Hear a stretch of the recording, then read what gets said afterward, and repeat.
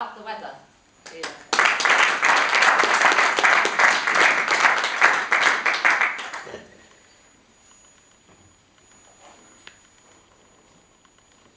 Madam Chairman, ladies and gentlemen, you are mostly members of Speakers Club. You're talkers. You're bursting with original ideas. You're full of scintillating conversation. I am right, aren't I? But where's it gone? Nearly everyone I spoke to this morning talked about that one subject, the weather. Hi Sheila, lovely day for our meeting. Why, we're inside, does it matter? For goodness sake, why are we so obsessed with that one word, weather? Surely you wordsmiths out there can come up with some really thought-provoking ideas. Surely you can. Would it be an idea to have a weather-free day? We wouldn't last 5 minutes, would we? Have you noticed also how songwriters are also inspired by the weather? We all love that oldie, Singing in the Rain. And my favourite, though it dates me, every little breeze seems to whisper Louise. Remember it? And when we're collecting our Christmas turkeys in Tesco's, oh, everyone is dreaming of a white Christmas. But seriously, let's examine why this subject is so unique and so overused. We in UK are unique, or so we like to think. Our weather is so varied, so fascinating, we just have to talk about it, don't we? Or is it that we are lost for words? The strong, silent British, the dour Scots. But are we like that?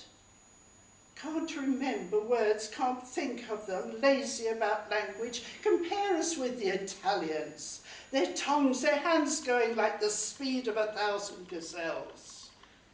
But we're not like that. Lovely day is much more refined.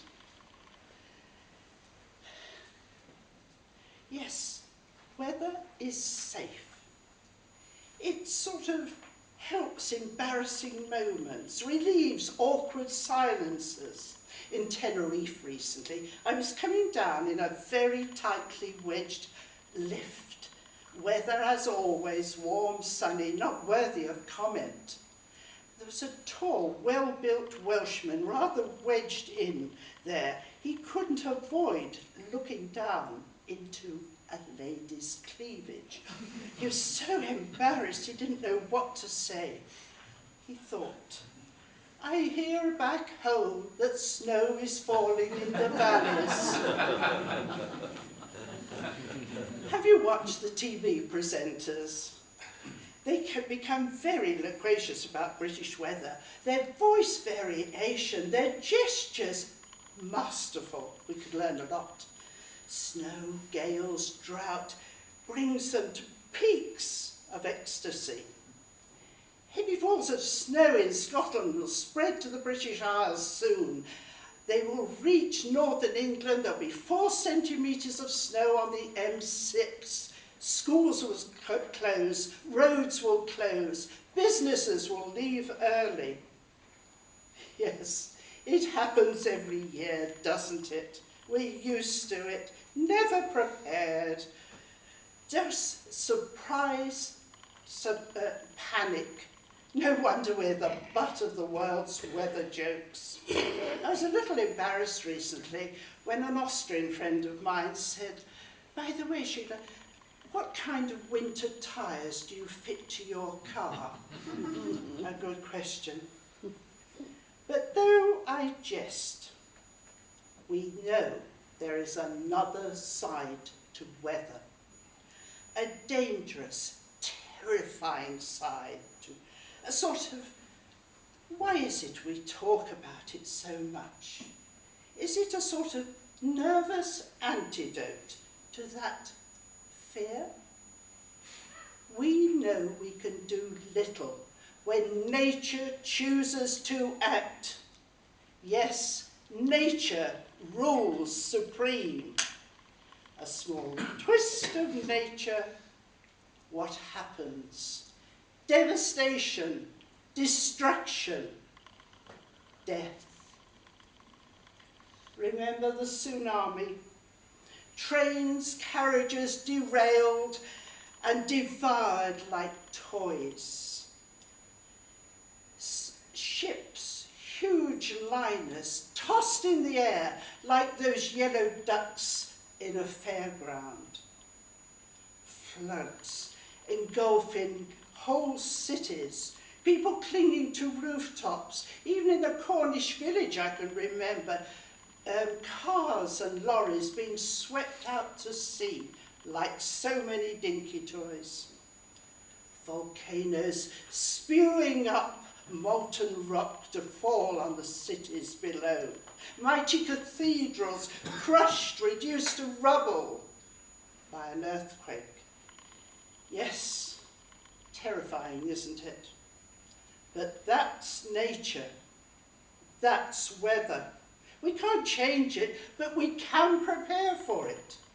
More resources into science and research so there can be early warnings of these disasters and warnings passed on to remote areas so they do not suffer death and suffering.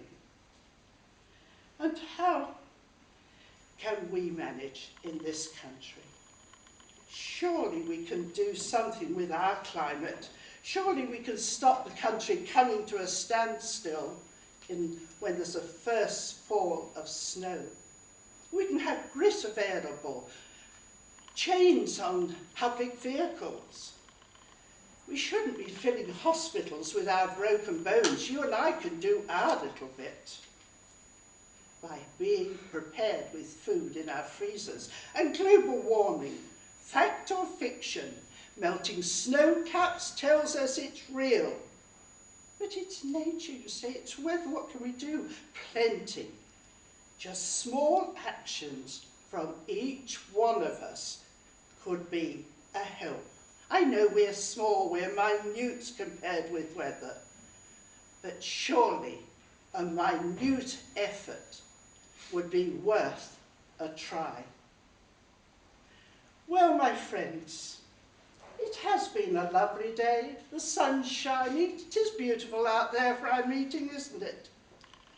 And by the way, how much do those winter tyres cost?